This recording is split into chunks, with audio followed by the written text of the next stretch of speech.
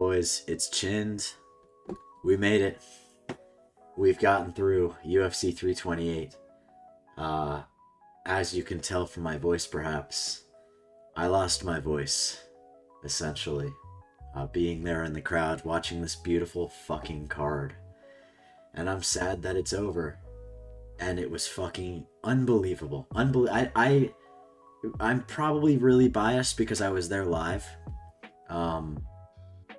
But I really have no words, man. I think this was the card of the year.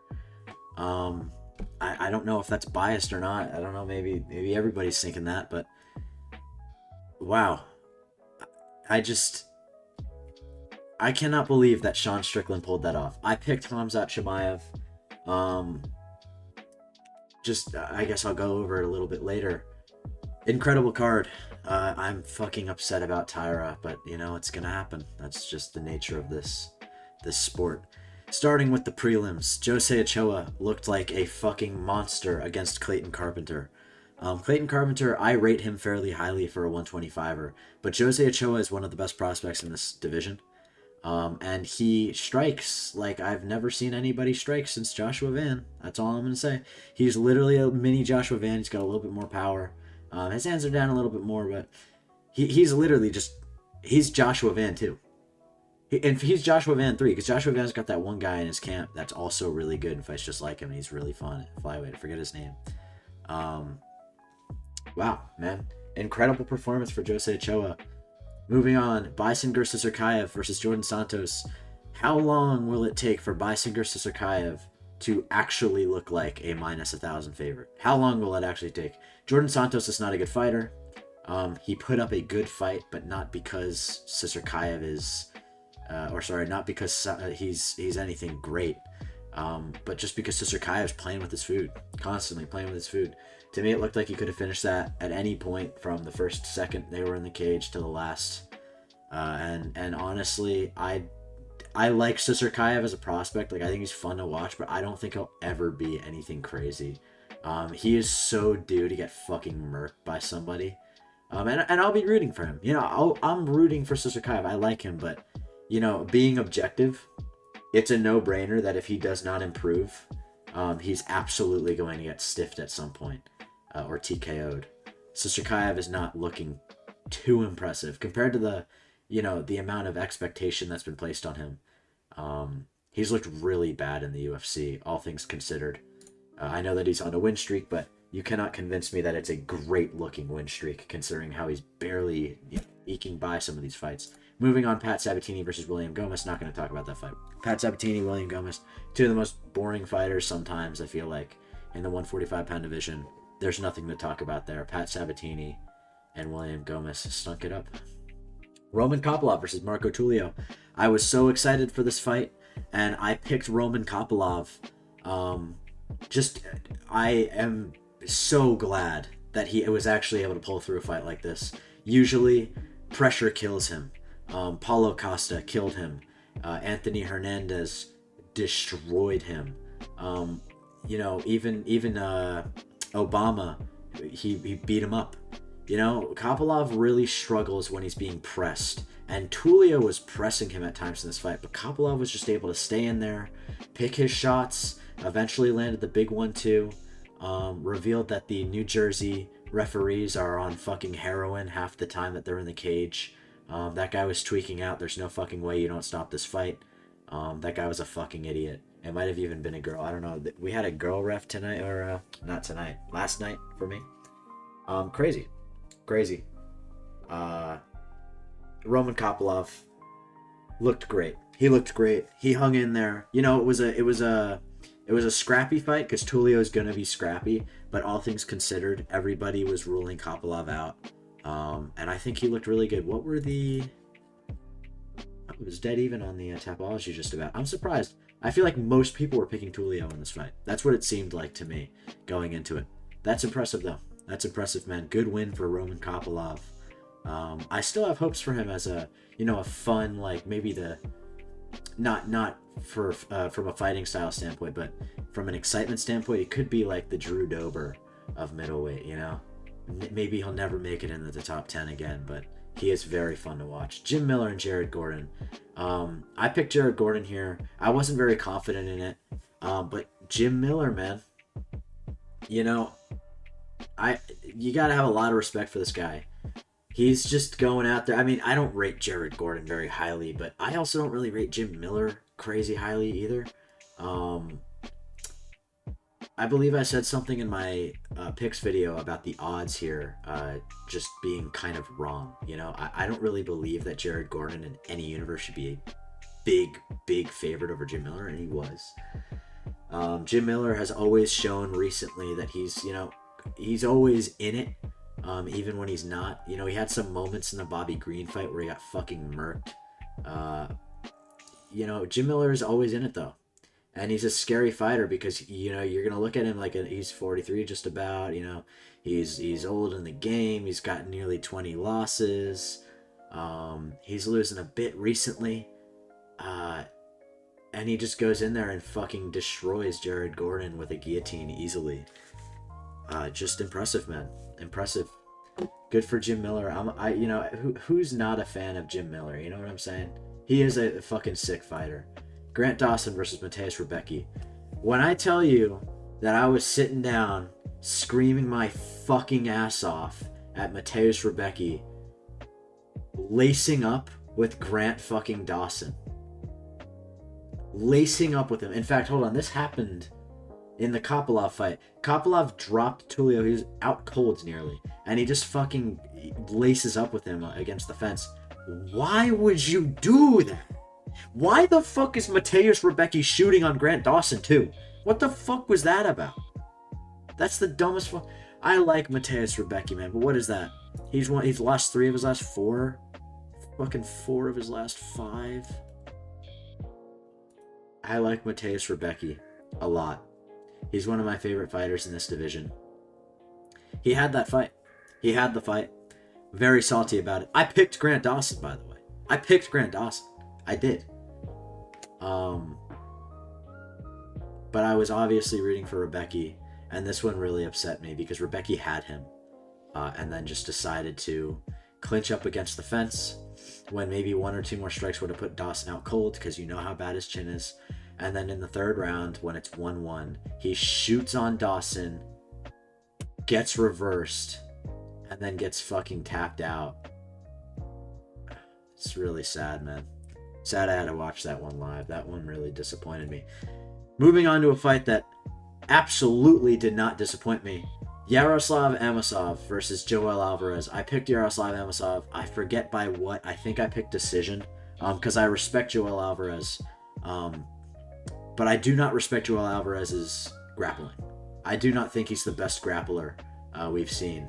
He's not anything close to even a top 10 level grappler in this division, in my opinion, which I know might be a hot take. I've never been on the Joel Alvarez train, is what I'm trying to say. There were people saying that he was championship level, sometime within the last few years, and I never saw it. He's never been crazy impressive. He'll destroy the lesser fighters in the division, and then as soon as he gets a step up, he'll get beaten, like, pretty handily. Amosov, I didn't expect him to go in there and just fucking murk him, though. He landed, 6 fucking takedowns on his head. Went straight into the arm triangle in the 2nd round and tapped him easily. Yaroslav Amosov is a problem in this division. And just another beautiful prospect. Not prospect, but fighter. Great top 5 level fighter, in my opinion, to add to the gauntlet of 170, which I believe, and I say it every fucking video, I'll say it again, is the greatest division we've ever seen, the current 170-pound division. And Amosov is just making it all the more greater. I'll try and matchmake him a little bit. I do think that he deserves a big step up. I would not be surprised if they ran him versus Jack Della, for example, or maybe even him versus the winner of Bilal and Bonfim, because the winner of that fight is probably, firmly in place to get another shot at the top 5. So I would say Amosov should probably fight either JDM or the winner of Bonfim versus Bilal. Moving on, Ate Bagatier versus Ozzy Diaz. We all thought that Ate Bagatier would run through Ozzy Diaz with one punch in 1 second, and he didn't. And he was playing with his food. Not playing with his food as if he was even remotely in trouble in that fight, but he kind of just was looking at him. You know? He was landing some shots here and there. He probably knew that he could take his time in this fight. And then in the second round, just fucking laid a big one on him. And Ozzy Diaz died. Ozzy Diaz died. There's nothing more to say other than UFC. The UFC. I hate it when people say UFC. Like, it's the UFC. The UFC is filled with the shittiest matchmakers you will ever fucking see for this reason and this reason alone. They will hit you with a banger like a Mosov versus Joel Alvarez, beautifully match-made fight, Grant Dawson and Mateusz Rebecki, and they will fucking absolutely uproot your expectations with one of the worst match-made fights I've seen in years in Ate Bagatier versus Ozzy Diaz. Ate Bagatier should be fighting Marvin Vettori, or like Bruno Ferreira, or like fucking Obama. You know? He should be getting a push. Bullshit. King Green versus Jeremy Stephens. Oh no, I just said King Green. Oh my fucking god, I just said King Green. That might be the first time I've ever said King Green like that. I can't believe I just fucking... I'm gonna be a fucking man. I'm keeping that in the video. But y'all didn't hear that. Bobby Green versus Jeremy Stephens. Jesus fucking... Jeremy Stephens, he needs to retire. He needs to retire. I don't know if they made a big thing out of it on the broadcast, but Stephens took his gloves off after in the arena. When he was walking out of the cage, he took his gloves off. I don't know if they showed it on the broadcast, but I was able to catch that live. He might be retiring, might not be. I don't know. He looked like shit. I picked Jeremy Stephens to win this fight by flatline KO. It's not the last time I'll be picking against Bobby Green via flatline KO loss. I'm going to keep doing it, because I truly believe that Bobby Green is chinny as shit. That being said, he is one of the sickest fighters I've ever watched. He is sick. He's just fucking sick. He's a savage. He's a great fucking fighter. I have nothing bad to say about him other than I just don't have faith in him winning fights. I like him as a fighter. He's fun to watch. Who can't fucking like Bobby Green? He should have gotten that bonus though, bro. What the fuck's that about? Yeah, you know, we're not gonna give the kid $100,000, but we'll give him some custom shorts, man. Yeah, like, fuck you. Dana's a fucking... Can't say what I wanted to say, but he's a piece of shit. That's so gay. Sean Brady and Joaquin Buckley. I don't even know what the fuck's up with the odds movement. What I heard is that Sean Brady apparently had knee braces on both knees going into the fight, hours out, and that his...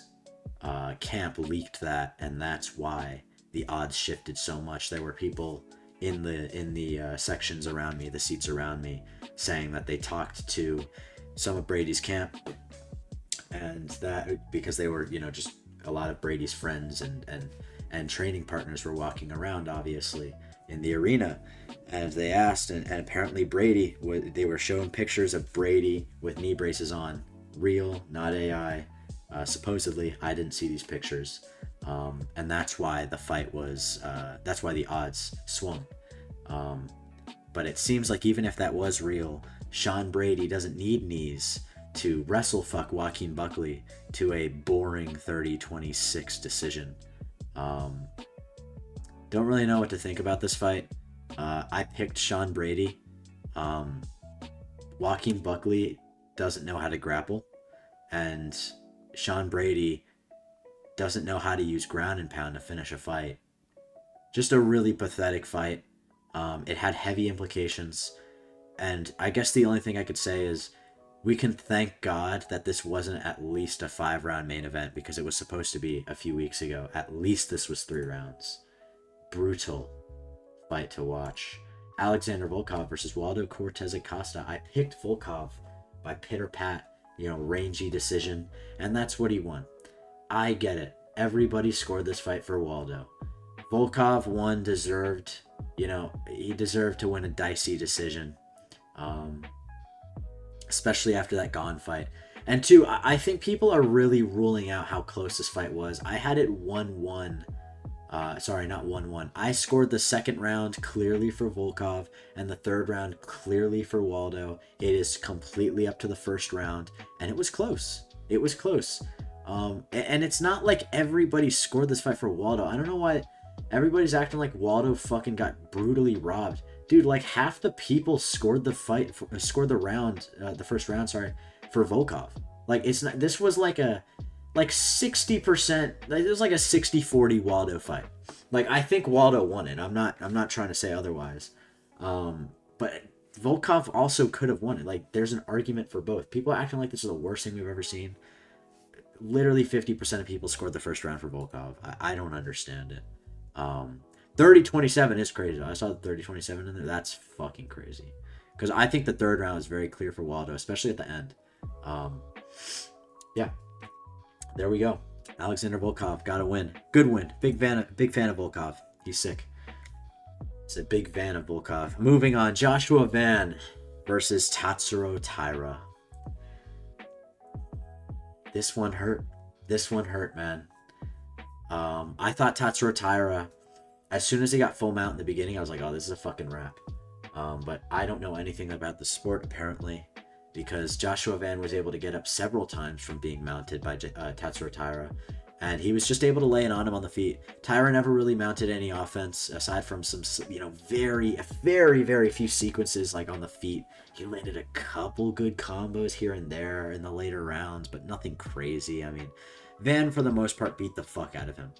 And this was a really, really tough performance from Taira. One thing I will say is Joshua Van, if I knew that he had that level of takedown defense, and I don't give a fuck what you say about the racery fight, nobody knew that Joshua Van would be able to show this level of takedown defense, given after the first round or two, he was really able to stuff him. Nobody knew he had that in him. People thought, but nobody knew. If I knew that, I would have picked Van. But that's just the risk of a fight like this. Joshua Van's on back-to-back fighting camps, training camps for the two best grapplers in this division. And, yeah, that's just what happens, man. Fighters get better, and you don't see it sometimes. It's been a year since we've had a proper Van fight. Not a year. Yeah, about a year, actually. And, yeah. Crazy, man. Joshua Van's a great fighter. After the first round, I was pretty damn confident that Taira would win. He got dropped badly. I believe that was in the second round. Might have been the third. Whatever it was, I thought that was a fucking wrap. Taira's an absolute dog. If you discredit Taira, if you don't think that he will be a champion one day, I don't know what to tell you. In both of his losses to Brandon Royval and Van, he has shown some of the craziest guts you'll ever fucking see in a fighter. I'm still a massive fan of Tatsuro Taira. I'm disappointed. I think I don't want to act like he could have done something better. He fought the fight that he should have fought. And at the end of the day, Joshua Van surprised him with some great takedown defense later in the fight. I thought Van would gas out as well later in the rounds because it is his first 5-rounder. Man. Joshua Van's a fucking outstanding fighter. I think he beats Pantoja after seeing that. For the record, I picked him to beat Pantoja the first time, but honestly, I didn't know for sure if he could beat him in a rematch, just because we didn't really see him grapple. I don't know what to say, man. Joshua Van is also going to beat Manel Kape, I believe, if Manel Kape ends up fighting Joshua Van. Yeah. Joshua Van's a great fucking fighter. Great fucking fighter. Big fan of him. Don't get it twisted. I think he'll be champion for at least another year or two. I think Taira's going to come back and fight him in a rematch one day, though. I think it's going to be a beautiful fight. Sean Strickland and Khamzat Chimaev. Was rooting for Strickland. Who the fuck wasn't? Khamzat Chimaev lost to Sean Strickland in a war. Not like a absolute fucking banger, just fucking knockdown, drag out, fucking monster war. You know what I'm saying? It wasn't like the co-main, but it was a shocking, just slow burn of Strickland wearing on Khamzat. And Khamzat, he had some moments as well. He had some great moments in the last couple rounds. He was able to get a second wind after that, gassing out pretty badly in the second and third. Khamzat looked good. I was pretty sure that Khamzat was going to win that fifth round. I had it 2-2 going into the fifth. And I scored the fifth for Khamzat for what it's worth, but I wasn't confident. Me and everybody around where I was sitting, we were all kind of thinking, yeah, Khamzat probably edged it out, but we wouldn't be surprised if Strickland won. This was not a robbery by any means. This is the type of fight that can go either way. This is the type of fight that could be a draw. If in a perfect world, if draws were just given to the closest fights, this would be a draw. Obviously, that's not how things work. And I was elated when Strickland won. That and knew that split decision was just so tense. And this is one of the best fights I've watched in my life. As far as just, I was there live, and tell me if I'm wrong. Tell me if I'm wrong. Let's see the Tapology picks first. Let's see how many people. 19% on Strickland. That's not as bad as I thought it would be. But tell me if I'm wrong. I personally believe this to be one of the biggest upsets in UFC history, only because who really thought that Khamzat Chimaev would be one of the most unbeatable fighters on the roster? I don't give a fuck what you say. He was nearing Islam and Ilya level. He was. Whether you like it or not, whether you think, you gas out. I was rooting for Strickland, for the record. But he was nearing unbeatable level, Khamzat. I don't think many people confidently thought that Sean Strickland would be able to beat him. My pick was Khamzat Chimaev via round 3 TKO, KO-TKO, or like a club and sub, whatever it might have been. I said Khamzat would probably ragdoll him in the first round, take him down a bunch of times, but Strickland would survive and he'd keep getting back up. Going into the second round, perhaps the same thing starts to happen. Strickland would piece him up a little bit on the feet, start to get some moments, but Khamzat would fight back because Khamzat is also a great striker. I believe that if Khamzat didn't have clear cardio problems in that fight, he would have been a lot more formidable on the feet. He landed a lot of great shots, and I think he has a lot more power than Sean on the feet as well. I don't think that's anything crazy to say.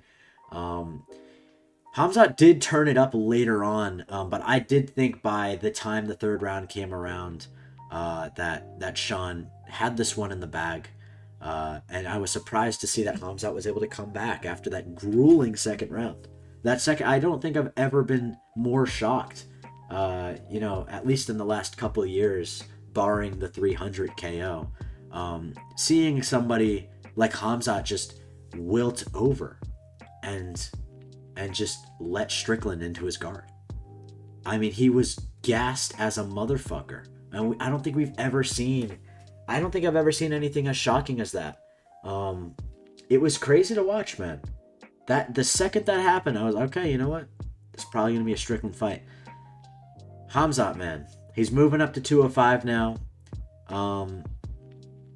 Please do us a fucking favor and take out Carlos Ulberg. Please. I do think that Sean Strickland saved the middleweight division. I think that Khamzat Chimaev has a massive inactivity problem, and I think he's in it for the money. He doesn't give a fuck about anything else, and that's irritating to me. I'm a Khamzat fan, but I'm an even bigger Strickland fan, and I'm very, very happy that Sean Strickland won this belt. I think that you can make a claim for Sean Strickland to being one of the top 10 fighters of all time. And I think that there's definitely a claim for him being over, or maybe even tied with Izzy for all-time great middleweight talks. He is literally one of the greatest middleweights of all time. I see people online talking about he's not a Hall of Famer. Sean Strickland is a Hall of Famer. Sean Strickland just punched his ticket into the Hall of Fame, if he wasn't already in it. Sean Strickland's a Hall of Famer. Khamzat Chimaev can go kill the 205 division, but at the same time, it's already dead, so who gives a fuck? Just an outstanding card, man. One of those fights that you'll remember for your entire life, where you were when Sean Strickland entered the guard of Chimaev and won via man dance. Beautiful, beautiful card. Obviously, yep, I'm a day late. It's just how it is. Fucking hate New Jersey, man. So it's brutal. I can't do anything there. The fucking traffic's brutal too. Um, so had to get a good night's rest, recoup after going to the card, and make the video late. I will be releasing the picks video for the Melky Costa and Arnold Allen is next week. I'll be releasing the picks for that on Monday as opposed to tonight on Sunday where I usually do my picks, just to give time for this video to marinate. So this has been Chinned. Thank you guys for watching. I appreciate it. Hope you enjoyed. See you in the next one.